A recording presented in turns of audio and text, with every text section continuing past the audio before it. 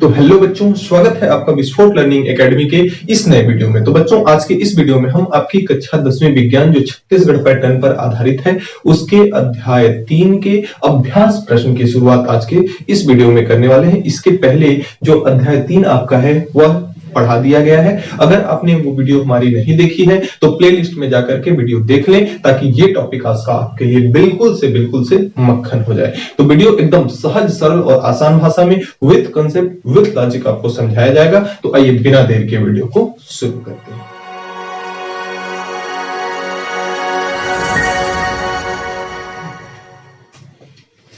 अध्याय 3 के अभ्यास प्रश्न का पहला सवाल आपका है कि ठोस में रेखीय, क्षेत्रीय व आयतन प्रसार का अनुपात क्या होता है। तो देखिए, सवाल नंबर 1 है, पहले का पहला है। तो इसमें देखिए क्या है कि हमने आपको बताया था कि जो अल्फा होता है, जो बीटा होता है वह अल्फा का 2 गुना होता है, और जो गामा होता है वह अल्फा का 3 गुना होता है। अल्फा क्या है? रेखीय प्रसार गुणांक। बीटा क्या है? क्षेत्रीय प्रसार गुणांक। गामा क्या है? आयतन प्रसार गुणांक होता है। आयतन प्रसार गुणांक रेखीय प्रसार गुणांक का 3 गुना और क्षेत्रीय प्रसार इसका कितना होता है? 2 गुना होता है। तो इसका अनुपात कितना हुआ? 1:2:3 का अनुपात होता है, जिसमें आपका विकल्प नंबर ब क्या है? सही है। तो विकल्प नंबर ब आपका क्या हो जाएगा? सही हो जाएगा। 4 ऑप्शन दिया हुआ है, जिसमें से एक ऑप्शन आपका सही है। अब देखिए दूसरा नंबर, दूसरा क्या कह रहा है? ये पहला है।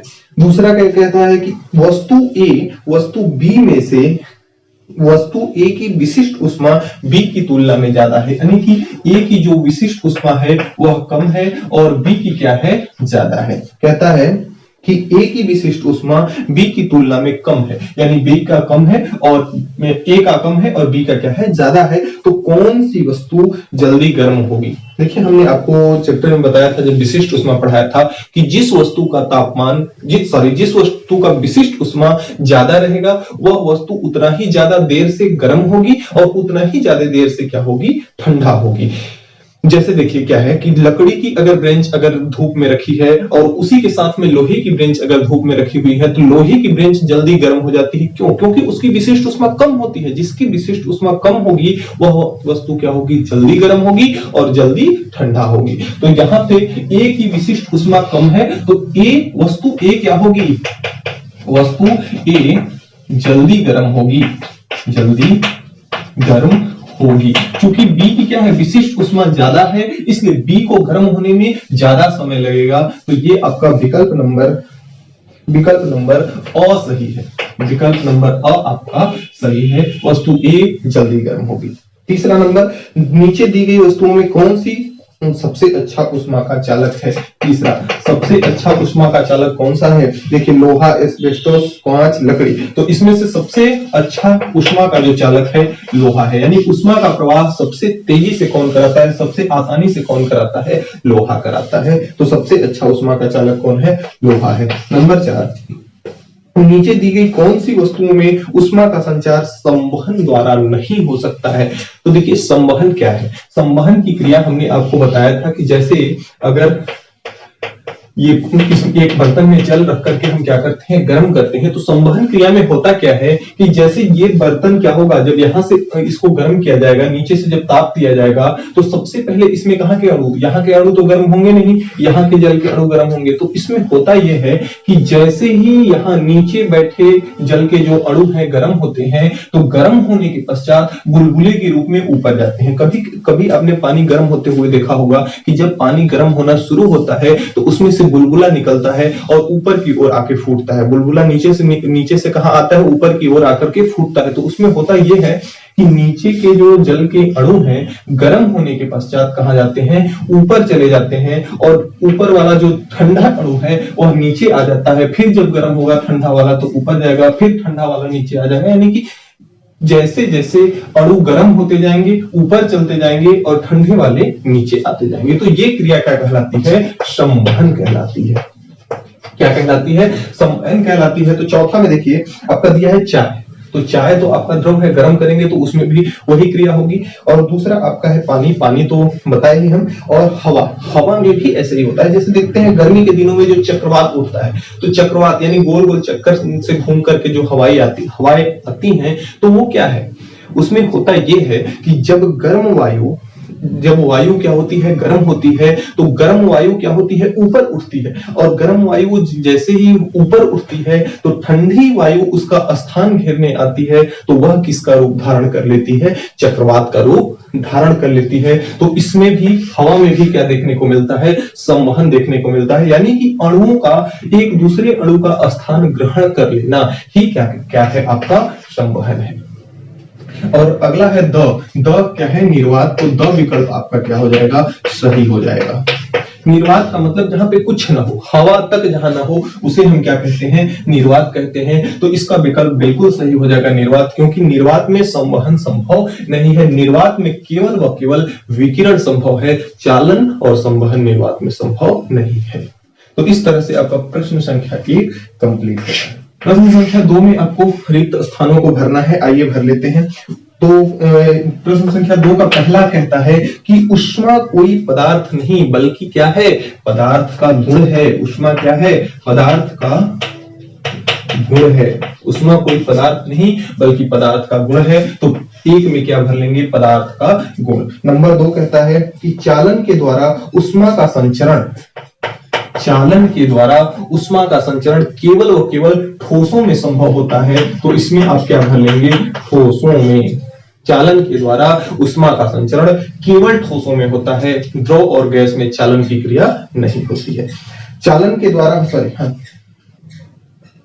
ये तीसरा था क्या, हाँ ये तीसरा है।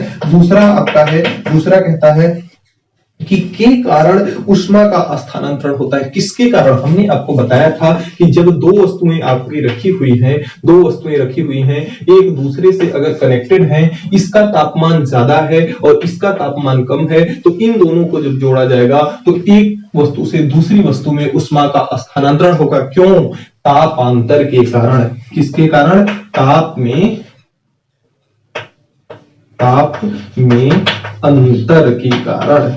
ताप में अंतर के कारण, इसका ताप अलग है, इसका ताप अलग है, तो ताप में अंतर के कारण ऊष्मा का क्या होता है, संचरण होता है, ऊष्मा का स्थानांतरण होता है। ऊष्मा उच्च ताप से निम्न ताप वाली वस्तु की ओर जाती है, और कब तक जाती है, जब तक इन दोनों वस्तुओं का तापमान समान ना हो जाए। तो इसमें क्या भराएगा, दूसरा में ताप में अंतर। तीसरा हो गया आपका। चौथा आपका है विकिरण द्वारा ऊष्मा के संचरण हेतु किसकी आवश्यकता नहीं होती। चौथा नंबर, विकिरण द्वारा ऊष्मा के संचरण में माध्यम की आवश्यकता नहीं होती। जैसे देखे होंगे आप कि सूर्य का प्रकाश पृथ्वी तक आना क्या है, सूर्य की किरणों का पृथ्वी तक आना क्या है, विकिरण है। तो क्या सूर्य और पृथ्वी के बीच में कुछ है क्या, बहुत सारे जगह ऐसे हैं जब हम पृथ्वी से कुछ ऊपर चले जाएंगे तो वहां हवा तक हमें नहीं मिलेगा, कुछ भी नहीं मिलेगा, यानी कोई भी माध्यम नहीं मिलेगा, फिर भी सूर्य की किरणें पृथ्वी तक पहुंचती हैं, यानी उनको पहुंचने के लिए किसी भी माध्यम की आवश्यकता नहीं होती। नंबर 5, पांचवा कहता है कि पदार्थ की भौतिक अवस्था में परिवर्तन के लिए दी गई ऊष्मा के कारण तापमान में बदलाव नहीं होता है। तो दूसरा में क्या कर लेंगे आप, नहीं होता है।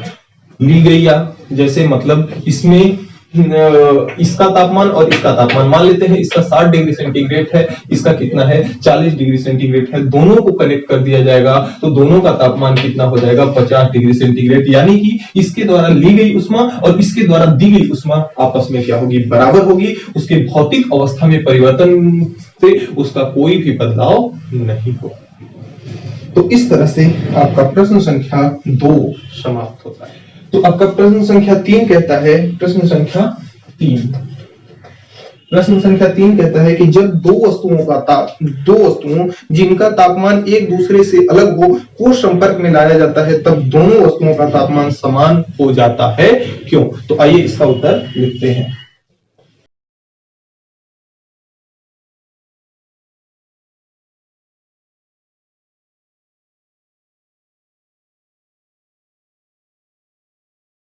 अभी हमने बताया कि अगर दो वस्तु है, एक का तापमान ज्यादा है दूसरे का तापमान कम है, तो ऊष्मा का प्रवाह हमेशा, अगर इसका तापमान ज्यादा है 60 डिग्री सेंटीग्रेड, इसका तापमान है 40 डिग्री सेंटीग्रेड, अब इन दोनों को अगर एक दूसरे से कनेक्ट कर दिया जाएगा, तो इसका ताप अधिक है, इसका ताप कम है, तो ऊष्मा का प्रवाह हमेशा उच्च ताप से निम्न ताप की वस्तु की ओर होता है। और यह कब तक होता है? जब तक कि दोनों का तापमान समान न हो जाए, यानी इसका भी तापमान 50 डिग्री सेंटीग्रेड हो जाए और इसका भी ताप 50 डिग्री सेंटीग्रेड हो जाए। ऐसा तब तक होगा जब तक कि दोनों का तापमान समान ना हो जाए। अब 50 डिग्री सेंटीग्रेड यानी इसमें से कम होगा इसको देगा, इसमें से कम होगा भाई ये देगा तब तो ये लेगा, और ये लेगा तब तो ये देगा, यानी कि दोनों का तापमान समान जब तक नहीं हो जाता है तब तक ऊष्मा का प्रवाह इसमें होता रहेगा। तो आइए पढ़िए, क्योंकि ऊष्मा का स्थानांतरण उच्च ताप वाली वस्तु से निम्न ताप वाली वस्तु की ओर होता है, और यह तब तक होता है जब तक दोनों वस्तुओं का तापमान समान हो जाए। तो प्रश्न 3 का उत्तर ऐसे हम लिख सकते हैं। नंबर 4 है आपका कि गुप्त ऊष्मा किसे कहते हैं? तो गुप्त ऊष्मा किसे कहते हैं?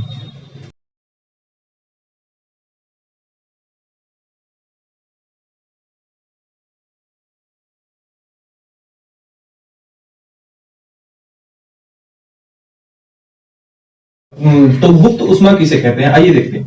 ऊष्मा की वह मात्रा जो वस्तु के अवस्था परिवर्तन के समय इकाई मात्रा में अवशोषित कर ली जाती है। देखिए, आइए एक एग्जांपल के सहारे समझते हैं हम कि जैसे मान लेते हैं कि कोई भी सरकारी फंड आपको आपके नाम से पास हुआ, तो उसमें से अगर मान लेते हैं कि 10,000 का जो फंड है, 10,000 का जो फंड है, ऊपर से सरकार द्वारा आपको कितनी राशि दी गई? 10,000 रुपए दी गई। और नीचे इसमें आप तक आते आते आपको मिला कितना? 5,000 रुपए मिला। कितना मिला? सरकार द्वारा दी गई धनराशि आपको कितना थी? 10,000 रुपए थी। आप तक आते आते वह राशि कितना हो गई? 5,000 बची। तो जो 5,000 राशि, मान लेते हैं कि ये 6,000 बची, ज्यादा बेइज्जती नहीं करते हैं, मान लेते हैं 6,000 बची। तो ये जो 4,000 की धनराशि है, 4,000 की धनराशि जो बची शेष, भाई आपको कितना दिया गया? 10,000 रुपए। आप तक पहुंचा कितना? 6,000 रुपए। तो ये 4,000 आखिर कहां चला गया? 4,000 आखिर कहां चला गया? तो 4,000 यहाँ बीच में कौन बैठा हुआ है? भ्रष्टाचार बैठा हुआ है। यहाँ बीच में क्या बैठा हुआ है? भ्रष्टाचार बैठा हुआ है। तो ये 4,000 आपका जो है भ्रष्टाचार खा लिया। सरकारी कर्मचारी जो है वो घूस ले लिए, आपका रिश्वत ले लिए, और ये 4,000 खा गए। तो 10,000 में से कितना बचा? आपको 6,000 बचा। ठीक इसी प्रकार जब हम जल को क्या करते हैं, जल से अगर ऊष्मा हम निकाल लेते हैं, इसका तापमान 0 डिग्री सेंटीग्रेड कर देते हैं, तो यह किस में बदल जाता है? बर्फ में बदल जाता है। किसमें बदल जाता है? बर्फ में बदल जाता है। तो अगर हमें जल से बर्फ को बनाने में सपोज कीजिए अगर 100 कैलोरी की ऊष्मा लगी, कितनी लगी? 100 कैलोरी की ऊष्मा लगी, तो फिर से बर्फ से जल बनाने के लिए फिर से इसको हम 100 कैलोरी देंगे तो जल बन जाता। लेकिन ऐसा नहीं होता, इसको 110 कैलोरी देना पड़ता है फिर से, तब जाके ये बर्फ से जल बनता है। अब इसमें जो 10 कैलोरी का अंतर आ रहा है, वह अंतर कहां से आ रहा है? अभी देखिए, जब जल से आपने बर्फ बनाया, इसमें से जल से जब ऊष्मा को निकाला, तो यह किस में बदल गया? बर्फ में। लेकिन जब जल से आप बर्फ बना रहे थे, जल से ऊष्मा निकाल रहे थे, तो आपके रूम का टेम्परेचर, उसके बाहर का जो वातावरण था, कुछ ऊष्मा की मात्रा बाहर का वातावरण उसको क्या कर लिया? खा लिया। भ्रष्टाचार रूपी बाहर का जो वातावरण था, कुछ इसमें से ऊष्मा की मात्रा को खा लिया, जिससे हमें इसको पुनः प्राप्त करने के लिए अवस्था परिवर्तन के समय इकाई मात्रा, यानी कि इसकी जो कुछ मात्रा अवशोषित की जाती है, वही क्या कहलाती है? गुप्त ऊष्मा। वही क्या कहलाती है? गुप्त ऊष्मा कहलाती है। तो इस तरह से हम गुप्त ऊष्मा को समझ सकते हैं। अब अगला देखिए, 5वां नंबर। गैस से भरा गुब्बारा आग के पास लाने से फूट जाता है क्यों? देखिए, पिछली वीडियो में बताया गया था कि जब कभी भी किसी वस्तु को, संसार में किसी भी प्रत्येक वस्तु को अगर हम गर्म करते हैं, तो वह वस्तु क्या होती है? फैलती है। वह वस्तु क्या होती है? फैलती है। तो जब गुब्बारे को आग के पास लाया जाता है, तो गुब्बारे में प्रसार होता है, और उस प्रसार के कारण गुब्बारा आपका फट जाता है। तो आइए लिखते हैं।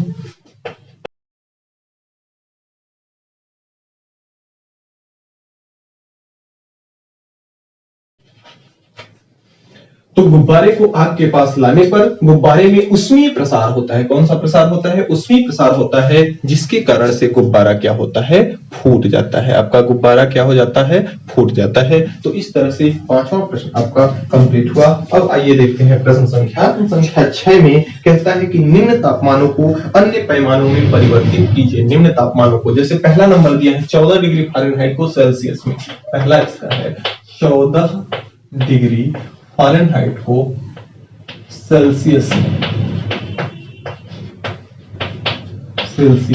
में बदलिए। देखिए इसका जब मैं ये बनाया था, पैमाना बनाना बताया था आपको, तो उस टाइम एक मैं सूत्र ड्राइव कराया था। जो सूत्र था आपको याद रखना जरूरी है। देखिए अच्छा विद्यार्थी वही है जो पिछली बताई गई बातों को हमेशा हमेशा याद रखता है। तो हमने सूत्र बताया था C/5 equal to F minus 32/9 equal to K minus 273/5।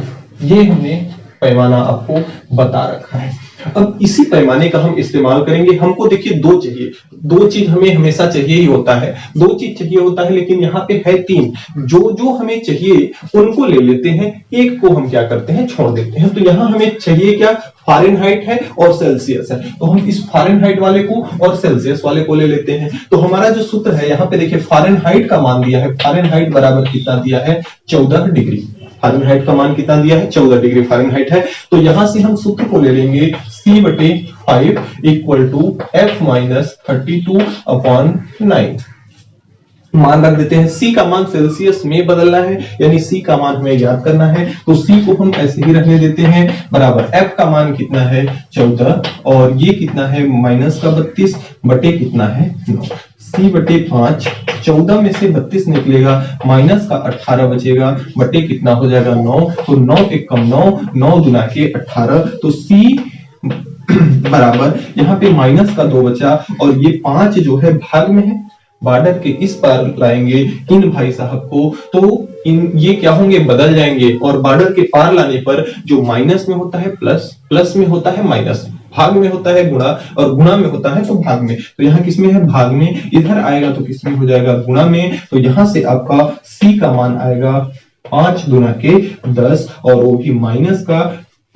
Celsius का मान याद कर रहे हैं तो 10 डिग्री सेंटीग्रेड।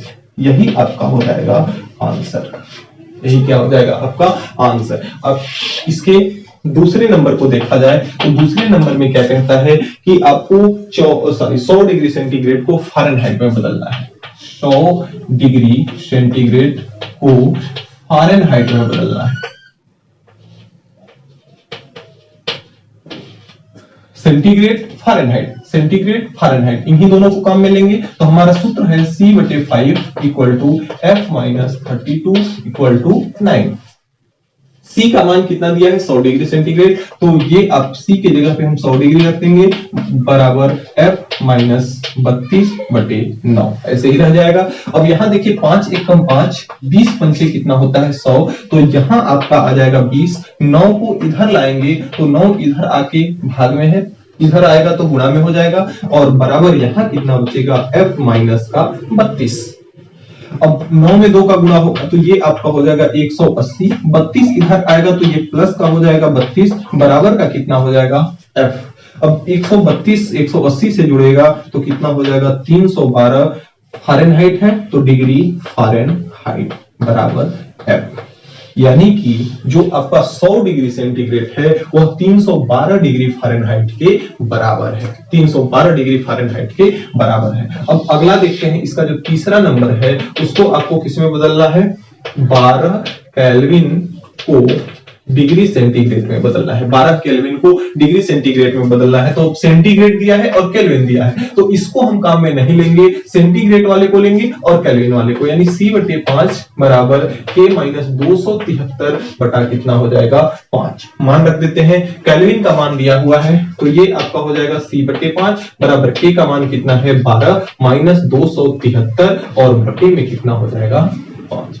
एक स्टेप और कर देते हैं। यहां से देखिए 12 में से 2 C/5 है, 12 में 273 आपका निकलेगा तो बड़े का चिन्ह माइनस है, इसमें से निकलेगा तो 1 6 तो 261/5। अब इस प्रश्न को आगे जाकर के आप हल करेंगे और इसका आंसर जो है कमेंट बॉक्स में कमेंट करके जरूर बताएंगे। जितने ज्यादा बच्चे कमेंट करेंगे तो कम से कम हमें ये पता रहेगा कि हाँ ये बच्चा हमारे चैनल से पढ़ रहा है, तो आपसे और हमसे एक कनेक्टिविटी बनी रहेगी और मैं आपका नाम भी जान सकूंगा। तो इसका आंसर आपको कहां करना है? कमेंट बॉक्स में। तो इसका उत्तर आप कमेंट बॉक्स में कमेंट करके हमें बताएंगे। अब चलते हैं आगे। प्रश्न संख्या 7 है कि जल की महत्तम विशिष्ट ऊष्मा के जीवन में 3 उपयोग लिखिए। आगे मैं बताता हूं, आप लिखते चलेंगे नोट्स में अपने। जल की महत्तम विशिष्ट ऊष्मा के 3 उपयोग लिखिए। जैसे देखे होंगे आप कि गर्मी के दिनों में क्या होता है कि स्विमिंग पूल का या तालाब का पानी क्या होता है? ठंडा रहता है। गर्मी के दिनों में उतना भयंकर गर्मी पड़ने के बाद भी इस तालाब का और स्विमिंग पूल इत्यादि का पानी क्या होता है? ठंडा रहता है। तो ये क्यों? कि जल के विशिष्ट ऊष्मा का ही एक उदाहरण है। तो आप नंबर 1 डाल करके लिखेंगे कि स्विमिंग पूल का पानी गर्मी के दिनों में भी ठंडा रहना, ये क्या है? जल के विशिष्ट ऊष्मा का एग्जाम्पल है। यानी कि आप लिखेंगे पॉइंट में कि विशिष्ट ऊष्मा के कारण ही, जल के विशिष्ट ऊष्मा के कारण ही गर्मी के दिनों में भी तालाब और स्विमिंग पूल का पानी क्या होता है? ठंडा होता है। नंबर 2 देखिए क्या है कि वाष्प का नाम सुने हैं? भाप जिसको कहते हैं। वाष्प में इतनी ताकत होती है कि भाप कुछ भी कर सकता है। जैसे देखते हैं कि कुकर, अगर पतीली में आप दाल रख दें तो पतीली में दाल उतनी अच्छे से उतनी जल्दी नहीं पकेगी, लेकिन उसी भाप को अगर कुकर में बंद कर दिया जाता है तो वाष्प के कारण ही वह वाष्प दाल को क्या करता है? पिघला देता है तुरंत। और दूसरी चीज की देखते हैं, पहले के जमाने में बड़े बड़े रेल इंजन जो होते थे वाष्प के ही सहारे चलते थे, भाप इंजन कहा जाता था। तो भाप क्या होता था? रेल को भी चला देता था। बड़े बड़े आज के जमाने में देखते हैं प्लांट जो है, प्लांट कैसे चलते हैं? प्लांट का जो सिद्धांत है, मेन भाप के ही द्वारा टरबाइन को घुमाया जाता है और टरबाइन के द्वारा जो उसका जनरेटर कनेक्ट होता है वह क्या करता है? बिजली उत्पन्न करता है। तो भाप कितनी बड़ी शक्ति होती है भाप में, और ये क्या है? जल की विशिष्ट ऊष्मा का ही एक एग्जाम्पल है। तो आप नंबर 3 आपका है कि जैसे चाय और कॉफी देखते होंगे कि ज्यादा देर तक गर्म रहते हैं, जल्दी से ठंडा नहीं होते हैं, तो यह भी क्या है? एक विशिष्ट ऊष्मा का एग्जाम्पल है। जैसे ऐसे तो ये होना चाहिए ना कि जैसे ही उतारे थोड़ी देर में क्या हो जाए? ठंडा हो जाए, वातावरण उसको क्या कर दे? ठंडा कर दे। लेकिन ऐसा नहीं होता है। चाय और कॉफी अगर आप रख दें तो बहुत देर तक गर्म रहते हैं, तो वह भी क्या है? जल की एक विशिष्ट ऊष्मा का एग्जाम्पल है। तो नंबर 3 में आप लिखेंगे कि चाय व कॉफी का ज्यादा देर तक ठंडा रहना जल की विशिष्ट ऊष्मा का ही एक उदाहरण है। अब आइए चलते हैं प्रश्न संख्या 8। एक प्यारा सा अच्छा सा स्वीट सा सवाल है, आइए करते हैं। कहता है कि 1 किग्रा जल का ताप 60 डिग्री सेंटीग्रेड है। 1 केजी जल रखा हुआ है। कितना जल रखा हुआ है? 1 केजी जल है जिसका तापमान कितना है? 60 डिग्री सेंटीग्रेड। और दूसरा जल 1 केजी ही जल 40 डिग्री सेंटीग्रेड है। दूसरा एक जल है, 1 ही केजी है, 1 केजी ही है, लेकिन इसका तापमान जो है 40 डिग्री सेंटीग्रेड है। अब इन दोनों जलों को क्या करते हैं? मिश्रित कर दें तो मिश्रण का ताप क्या होगा? यानी इन दोनों जलों को हम क्या कर दें? एक में मिला दें 60 डिग्री सेंटीग्रेड वाले और 40 डिग्री सेंटीग्रेड वाले जलों को, जो यह मिश्रण होगा उसका ताप क्या होगा? आपको ये चीज बताना है। सबसे पहले देखिए, कोई भी सवाल में सबसे पहले अपना पूरा ध्यान केंद्रित कीजिए सवाल को समझने में। सवाल अगर समझ गए तो आधा हल ऐसे ही हो गया। तो सवाल कहता यह है कि 1 केजी का 2 जल है जिसका तापमान 60 डिग्री सेंटीग्रेड और 40 डिग्री सेंटीग्रेड है। इन दोनों को अगर मिला दिया जाए तो इस मिश्रण का तापमान क्या होगा? आइए पहले जो चीज दिया हुआ है उस चीज को हम लिखते हैं। प्रश्न संख्या 8 का हल है। तो दिया है, क्या दिया है?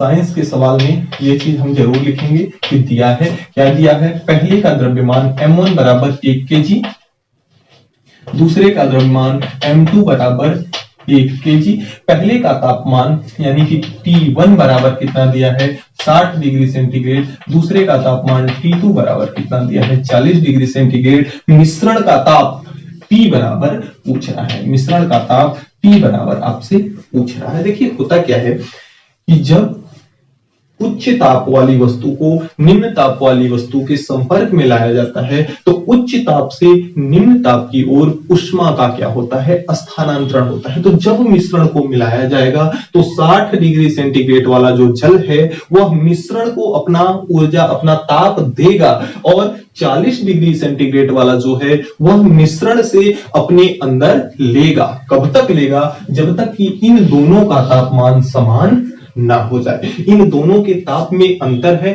इसलिए यह ताप देगा और यह देगा तो ये क्या करेगा, लेगा। यही एक कॉन्सेप्ट है। आइए सवाल में हम लगाते हैं। तो यहां पे सबसे पहले हम लिखेंगे कि वस्तु,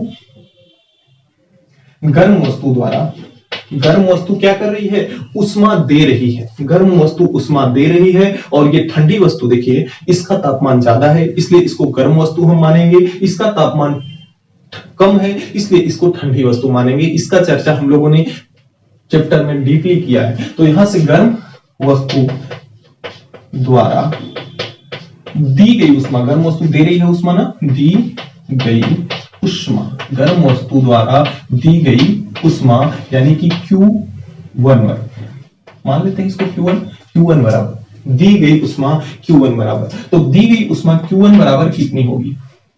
कौन दे रहा है? T1 दे रहा है। किसको दे रहा है? मिश्रण को दे रहा है, यानी T को दे रहा है। तो T1 माइनस T में से क्या हो रहा है, कम हो रहा है। किसको दे रहा है? T को दे रहा है, मिश्रण को दे रहा है। ये चीज आपको समझ में आई कि नहीं? फिर से एक बार देखिए कि गर्म वस्तु, ये जो गर्म वस्तु है यह मिश्रण को अपनी ऊष्मा दे रही है, यानी अपने से निकाल रही है और T में दे रही है। तो अपने में से निकाल रही है और T को दे रही है, यानी अपने में से घटा करके निकाल करके T को दे रही है। तो T1 माइनस T। अब देखिए ठंडी वस्तु द्वारा, ठंडी वस्तु द्वारा ली गई ऊष्मा,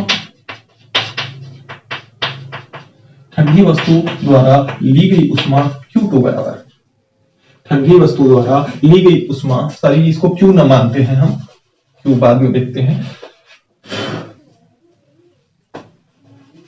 Q तो अलग चीज हो जाएगा। आपको यहां से ठंडी वस्तु द्वारा ली गई ऊष्मा, ठंडी वस्तु किससे ऊष्मा ले रही है? मिश्रण से ऊष्मा ले रही है। ठंडी वस्तु, भाई ये जो गर्म वस्तु है मिश्रण को ऊष्मा दे रही है और ठंडी वस्तु मिश्रण से ले रही है ताकि दोनों का तापमान क्या हो जाए, समान हो जाए। तो किससे ले रही है? मिश्रण से ले रही है, मिश्रण से ले रही है, यानी मिश्रण का कम हो रहा है और बढ़ किसका रहा है? T2 का। बढ़ किसका रहा है? कम वाली वस्तु का। तो मिश्रण का कम हो रहा है, यानी मिश्रण अपने में से दे रहा है, अपने में से घटा रहा है, अपने में से माइनस कर रहा है। तो T माइनस कितना हो जाएगा? T2। अब आते हैं मेन और प्योर कॉन्सेप्ट पर। प्योर कॉन्सेप्ट क्या है? ऊर्जा संरक्षण का नियम। ऊर्जा संरक्षण का नियम, ऊर्जा संरक्षण का नियम क्या कहता है कि वस्तु द्वारा दी गई ऊष्मा, दी गई ऊष्मा बराबर ली गई ऊष्मा। भाई यह वस्तु इसको जितना ऊष्मा देगी, यह वस्तु इससे उतना ही ऊष्मा लेगी। जितना यह वस्तु इसको ऊष्मा देगी उतना ही यह वस्तु इससे ऊष्मा लेगी, यानी ली गई ऊष्मा दी गई ऊष्मा के क्या होगा? इक्वल होगा, बराबर होगा। जितना यह वस्तु देगी उतना ही यह लेगी। यही तो ऊर्जा संरक्षण का नियम है। जितना हम किसी और को देंगे वही तो वही न लेगा, वो और ज्यादा तो लेगा नहीं। तो ये 60 डिग्री सेंटीग्रेड 40 वाले को अपने अंदर से जितना ऊष्मा देगा उतना ही 40 डिग्री सेंटीग्रेड वाला इससे लेगा, यानी दी गई ऊष्मा बराबर होगी किसके? ली गई ऊष्मा के। तो दी गई ऊष्मा, हम ऊष्मा का सूत्र पढ़े हैं, Q बराबर आपका होता है द्रव्यमान इंटू विशिष्ट ऊष्मा इंटू तापमान, MST। Q बराबर MST। तो दी गई ऊष्मा को Q1 मान लेते हैं और दी गई ऊष्मा को हम क्या मान लेते हैं? Q2 मान लेते हैं। तो Q बराबर होता है MST। तो Q1 के लिए M का मान कितना है? M1 है। तो इसके लिए हम रख देते हैं M1 और S क्या है? विशिष्ट ऊष्मा है। तो दोनों देखिए, यह भी जल है और यह भी जल है, तो दोनों की विशिष्ट ऊष्मा यानी कि S1 बराबर S2 बराबर किसके होगी? S के ही बराबर होगी। इसके बराबर होगी S1 S2 दोनों S के बराबर होगी, क्योंकि दोनों ही क्या है, जल ही है, और जल की विशिष्ट उष्मा दोनों के लिए क्या होगी, बराबर होगी। तो यहाँ पे इसमें भी हम S का मान रख लेंगे और इसके लिए M2 है, इसके लिए भी हम S रख लेंगे।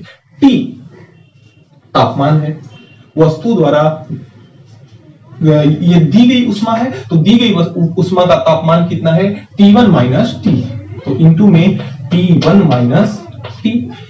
ली गई उष्मा का तापमान कितना है, T माइनस T2, बस रख देते हैं। हमारा M1 का मान कितना है 1, S से आपका S कट जाएगा, और इंटू में T1 का मान कितना है 60 डिग्री सेंटीग्रेड, तो 60 माइनस का T हो जाएगा बराबर M2 का मान 1 है, यहाँ T का मान नहीं पता है, माइनस T2 का मान कितना है 40। अब 1 का गुणा होगा तो कोई फर्क नहीं पड़ेगा, तो यहां से 60 minus T equal to T minus कितना हो जाएगा 40। 40 को इधर लाते हैं, T को 40 इधर आएगा तो प्लस का 40 हो जाएगा बराबर T यहाँ है, और T इधर आएगा तो प्लस का T हो जाएगा। तो कुल मिलाकर के यहाँ से 60 और 40 कितना हो जाएगा, 100 हो जाएगा। T प्लस T कितना हो जाएगा, 2T हो जाएगा। तो T का मान 2 उधर जाएगा तो 100 बटा कितना हो जाएगा 2, 2 एकम 2, 50 दूना 100, यानी T का मान कितना हो जाएगा 50 डिग्री सेंटीग्रेड, यानी कि जो मिश्रण का ताप होगा 50 डिग्री सेंटीग्रेड हो जाएगा। ऐसे भी लॉजिकली देखिए, ये तो आप नियम से सवाल लगाए ना, लॉजिकली देखिए कि भाई इन दोनों की उष्माएं कितनी है, 60 और 40 है। इनको जब जोड़ दिया जाएगा तो मिश्रण का तापमान कितना हो जाएगा भाई, ये देखिए 60 और 40 इन दोनों में उष्मा का स्थानांतरण होगा, और उष्मा का स्थानांतरण कब तक होगा, जब तक कि दोनों की उष्माएं क्या हो जाती हैं, बराबर न हो जाती हैं। तो 60 40 का कितना होगा, 100 होगा, यानी कि इसमें 20 अधिक है और इसमें 20 कम है, यानी अगर इसको यह 10 दे देता है तो इसके पास भी 50 हो जाएगा, इसके पास भी 50 हो जाएगा, दोनों की उष्माएं बराबर हो जाएंगी, यानी 50 डिग्री सेंटीग्रेड हो जाएंगी। तो बस थोड़ा सा सवाल था, सोचेंगे तो थोड़े से में आंसर आ जाएगा, लेकिन करेंगे तो आपको इस तरह से करना होगा और ये आपका हो जाएगा आंसर। तो इस तरह से प्रश्न संख्या 8 हमने लॉजिकली आपको समझाया है। तो प्रश्न संख्या 8 तांबे के एक बर्तन का द्रव्यमान 500 ग्राम है, जिसका तापमान 40 डिग्री सेंटीग्रेड बढ़ाने तक के लिए आवश्यक उष्मा की गणना कीजिए। तांबे की विशिष्ट उष्मा 0.09 जूल की ग्राम प्रति सेंटीग्रेड है। आइए देखते हैं। देखिए इसमें दिया है कि एक तांबे के एक बर्तन जिसका द्रव्यमान कितना है 500 ग्राम है, यानी M का मान कितना दिया है 500 ग्राम। आगे कह रहा है कि इसका तापमान 40 डिग्री सेंटीग्रेड बढ़ाने के लिए टेम्परेचर T का मान कितना है 40 डिग्री सेंटीग्रेड। आगे कहता है कि आवश्यक उष्मा की मात्रा की गणना कीजिए, यानी आपको Q का मान ज्ञात करना है। विशिष्ट उष्मा S का मान दिया है 0.09 जूल प्रति किग्रा डिग्री सेंटीग्रेड। अब देखिए इसमें थोड़ा सा आपको ये सोचने के लिए है, जब कभी भी आप सवाल को हल करें तो सबसे पहला चीज ये देखें कि क्या मात्रक पद्धतियां समान हैं। यहाँ पे देखिए किग्रा में दिया है और यह किस में है, ग्राम में है। तो सबसे पहले इस ग्राम को किस में बदलना होगा, केजी में बदलना होगा। तो 500 ग्राम कितना कै किलो होता है, आधा किलो, यानी 0.5 केजी हो जाएगा। 500 ग्राम है, आधा केजी को 0.5 कहते हैं, तो 0.5 केजी हो जाएगा। अब आइए सवाल लगाते हैं। उष्मा बराबर होता है द्रव्यमान इंटू विशिष्ट उष्मा इंटू तापमान, बस रख देंगे। क्यू की हमको गणना करनी है। M का मान कितना है 0.5 केजी, तो 0.5 इंटू S का मान कितना है 0.09 इंटू कितना है 40 डिग्री सेंटीग्रेड। तो Q बराबर कितना हो जाएगा 5 9 45, 5 9 कितना हो जाएगा 45, 2 अंक पे यहाँ दशमलव, 1 अंक पे यहाँ दशमलव। जब कभी भी गुणा किया जाता है तो दशमलव के बाद जितने अंक रहते हैं जोड़ करके उतने अंकों के बाद दशमलव लगाया जाता है। तो 1 2 और 3 अंक के बाद दशमलव हो जाएगा, इंटू में 40। 1 0 से दशमलव 1 अंक और पीछे खिसक जाएगा। तो Q बराबर कितना हो जाएगा 4 5 20 और 4 चौका 16, 16 और 2 18। 0 की वजह से 3 अंक पे जो दशमलव है 2 अंक पे दशमलव हो जाएगा तो 1.8 और उष्मा का मात्रक क्या होता है जूल। तो Q बराबर आपका हो जाएगा 1.8 जूल। यही आपका छोटा सा आंसर कंप्लीट हो जाएगा। तो इस तरह से 9वां प्रश्न आपका कंप्लीट होता है। इसमें देखिए कुछ नहीं करना है, बस थोड़ा सा आपको समझना यहाँ है कि जो मात्रक पद्धतियां हैं वह मात्रक पद्धतियां सभी की एक ही होनी चाहिए। जैसे ये अगर केजी में है तो केजी वाले जितने भी आते हैं सभी क्या होना चाहिए केजी में। ये इसका एसआई मात्रक है तो इसका भी एसआई मात्रक होना चाहिए, एमकेएस मात्रक नहीं होना चाहिए, सॉरी सीजीएस मात्रक नहीं होना चाहिए। ये द्रव्यमान का कौन सा मात्रक है सीजीएस मात्रक। जहां पे द्रव्यमान को ग्राम में मापा जाता है उसे हम क्या कहते हैं सीजीएस मात्रक। देखते हैं तांबे के एक तार की लंबाई 100 सेंटीमीटर है। तांबे के तार की लंबाई कितनी है 100 सेंटीमीटर है। इसका तापमान 50 से 30 डिग्री सेंटीग्रेड बढ़ाने तक के लिए इसकी लंबाई में कितनी वृद्धि होगी और लंबाई के लिए अल्फा का मान आपको दिया हुआ है। तो आइए देखते हैं तार की लंबाई यानी L बराबर कितना दिया है 100 सेंटीमीटर। अब देखिए इसको इसका तापमान 30 से 50 डिग्री सेंटीग्रेड बढ़ाने वाला यानी तापांतर का मतलब ये होता है जहां कभी भी डेल्टा आपको दिखे ना वहां तुरंत समझ जाइएगा कि अंतिम माइनस प्रारंभिक। अंदर दिया हुआ है और अंतर का मतलब होता है अंतिम माइनस प्रारंभिक। तो अंतिम तापमान कितना है 50 डिग्री सेंटीग्रेड है माइनस 30 डिग्री सेंटीग्रेड यानी कि आपका कितना हो जाएगा 20 डिग्री सेंटीग्रेड तापांतर है। और इसके अल्फा का मान दिया हुआ है 26 into 10 to power minus 6 26 into 10 to power minus 6 degree centigrade प्रति डिग्री सेंटीग्रेड होता है इसका मात्रक ना। और आपसे पूछ क्या रहा है डेल्टा एल का मान आपसे पूछ रहा है, डेल्टा एल का मान आपसे पूछ रहा है। थोड़ा सा इसमें भी ये देना है ध्यान कि जो ये डिग्री सेंटीग्रेड है ये आपका एसआई मात्रक है और जो सेंटीमीटर है ये एसआई मात्रक नहीं है। लंबाई को किस में मापा जाता है मीटर में, तो इसको हम मीटर में बदलेंगे तो 100 सेंटीमीटर बराबर 1 मीटर। तो यह किसके बराबर होगी 1 मीटर के बराबर होगी। अब देखिए हमने इसका अल्फा का मान दिया हुआ है। अल्फा से आप समझ ही रहे होंगे कि अल्फा का मतलब होता है रेखीय प्रसार गुणांक। और हमने आपको बताया था कि रेखीय प्रसार गुणांक का फार्मूला क्या होता है डेल्टा एल बटे एल इंटू डेल्टा टी। अब हमें डेल्टा एल का मान याद करना है तो इन सारे भाई साहब को हमें उठा करके इधर लाना होगा। जब ये भाई साहब इधर उठा के लाएंगे तो यहाँ पे आपका बचेगा डेल्टा एल और यहाँ अल्फा के पास ये भाई साहब जब आएंगे तो भाग में है गुणा में हो जाएंगे यानी एल इंटू डेल टी। बस मान रखते हैं डेल्टा एल अल्फा का मान कितना दिया है 26 इंटू 10 टू पावर माइनस का 6 इंटू एल का मान कितना है 1 है इंटू डेल्टा टी का मान कितना है 20 है। ठीक है, अब देखिए यहां से डेल्टा एल बराबर 20 में इसका गुणा होगा तो 26 दुना कितना हो जाएगा आपका हो जाएगा 52 26 दुना 52 1 जीरो यहाँ है तो 1 जीरो यहाँ 520 इंटू 10 टू पावर माइनस का कितना हो जाएगा 6। अब देखिए ये 520 है, इस आपका उत्तर यहाँ भी सही है। यह किस में हो जाएगी मीटर में हो जाएगी क्योंकि इसमें हम कितने लिए हैं मीटर में लिए हैं। अब देखिए इतना भी आंसर आपका सही है। इसको थोड़ा सा और आप मॉडिफाइड कर दें कि इस संख्या को थोड़ा सा और घटा दें। आप क्या कर दें थोड़ा सा और घटा दें। तो यहां से अगर हम 520 को लिखें डेल्टा एल बराबर 520 को हम क्या लिख सकते हैं 52 इंटू 10 लिख सकते हैं कि नहीं भाई 10 का गुणा करेंगे 52 में तो 520 हो जाएगा और इंटू का कितना है 10 टू पावर माइनस का 6। तो डेल्टा एल बराबर कितना हो जाएगा 52 इंटू जब बेस आपस में बराबर होता है तो घातें जुड़ जाती हैं। इसका भी बेस 10 है इसका भी बेस 10 है तो यानी घातें जुड़ जाएंगी 1 माइनस 6। तो यहां से डेल्टा एल बराबर कितना हो जाएगा 52 इंटू 10 टू पावर माइनस का 5। एक और कम कर दें 10 टू पावर माइनस 4 तो 5.2 हो जाएगा। लेकिन आपका उत्तर इतना ही दिया हुआ है तो यही हम मान लेंगे क्या है आंसर है। तो इस तरह से हम 10वां सवाल कंप्लीट कर सकते हैं। देखिए यहाँ पे क्या है कि थोड़ा सा इसको हमने मॉडिफाइड किया इस तरह से तो उत्तर आपका यहाँ भी 100% सही है और उत्तर आपका यह भी 100% सही है। उत्तर इतना दिया था इसलिए मैंने एक स्टेप इसको और किया। तो इस तरह से आपका 10वां सवाल कंप्लीट होता है।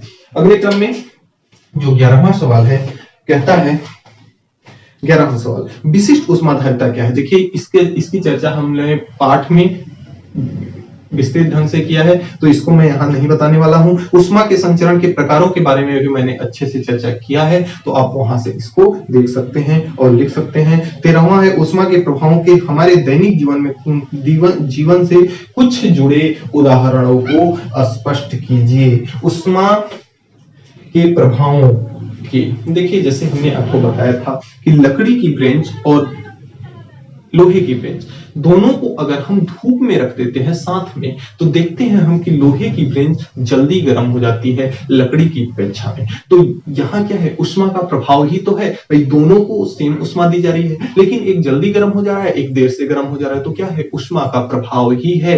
तो धूप में रखी लोहे की बेंच आप नंबर 1 में लिखेंगे, उष्मा के पहले लिखेंगे उत्तर डाल के कि उष्मा के जो प्रभाव है क्या है, उष्मा के प्रभाव का हमारे दैनिक जीवन में निम्नलिखित उपयोग है, जिसका नंबर 1 क्या है कि धूप में रखी लोहे की बेंच लकड़ी की बेंच की अपेक्षा जल्दी गर्म हो जाती है। नंबर 2 आप लिख लेंगे कि जैसे जो तेज गर्मियों में देखते होंगे कि जो नदी के किनारे की रेत होती है वह गर्म हो जाती है, लेकिन नदी का पानी क्या होता है, ठंडा रहता है। नदी का पानी क्या रहता है, ठंडा रहता है। तो यह भी क्या है, एक उष्मा के प्रभाव का ही एग्जाम्पल है। तो आप दूसरे नंबर में लिखेंगे कि नदी के किनारे की रेत गर्म हो जाती है, जबकि नदी का पानी क्या होता है, ठंडा रहता है। अब एक और लिख लीजिए इसमें कि जैसे देखिए अगर किसी बंद बॉक्स में अगर करके मोमबत्ती को जला देंगे, वह ऑक्सीजन नहीं पाएगा, तो उसका मोम धीरे धीरे करके पिघलेगा, और जैसे ही उसको ऑक्सीजन मिलेगा तो उसका मोम जल्दी जल्दी पिघलना शुरू कर देगा, तेजी से जलना मोमबत्ती शुरू कर देगी। तो यह भी क्या है, एक उष्मा के प्रभाव का एग्जाम्पल है। तो नंबर 3 आप लिखेंगे कि किसी बंद बॉक्स में जल रही मोमबत्ती का मोम धीरे धीरे करके पिघलता है। में कोई बॉन्ड तो दिया नहीं है, हाँ कुछ उदाहरण दिया है, तो 3 उदाहरण पर्याप्त हैं। तो इस तरह से आप 13वां सवाल आपका कंप्लीट होता है। तो प्यारे बच्चों, हमने इसमें पूरी तरह से आपको समझाने का कोशिश किया है।